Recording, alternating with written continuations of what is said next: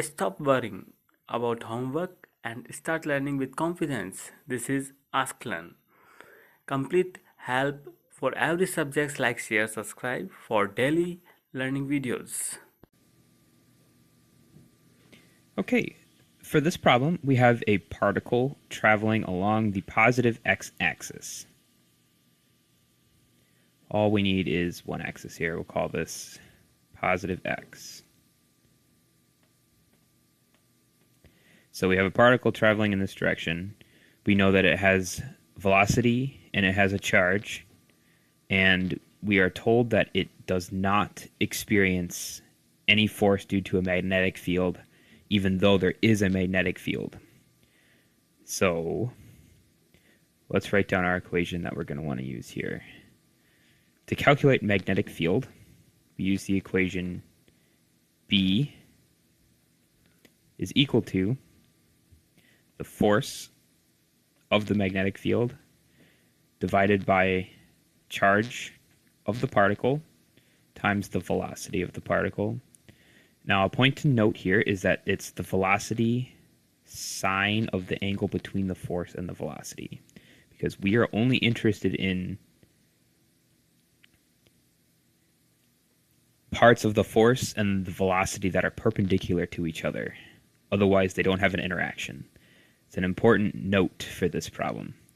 So, to find the max possible force that the magnetic field could exhibit on X would be when this sign is equal to 1, because sine of theta ranges from 0 to, or from -1 to 1.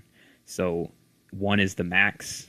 That will be at 90 degrees, which is when the velocity and the force are perpendicular to each other. So when that's 1, we can just cross it out because it's just equal to 1. And we're interested in the max magnetic field. So the other point of note here is that it asks for where the magnetic force could be, or it would experience, even though it says it doesn't. Let's just go ahead and calculate it with the numbers that we're given. So we're given a charge, a velocity, and we're given the max magnetic field. Plugging all of that into this equation, or I'm sorry, not the magnetic field, we're given the max magnetic force, and we're asked to find B. So plugging in those three things that were given, we end up with a value of B, magnetic field, is equal to 0.12 Tesla.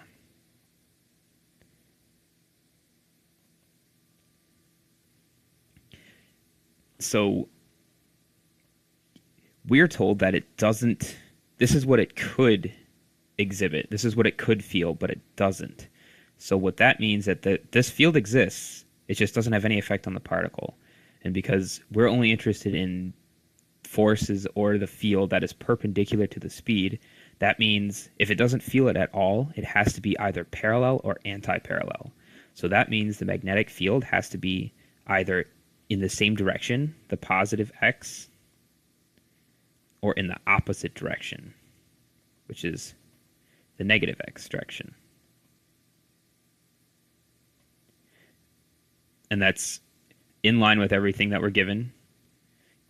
We have this field, but it doesn't affect the velocity because it's in the same direction or in the opposite direction.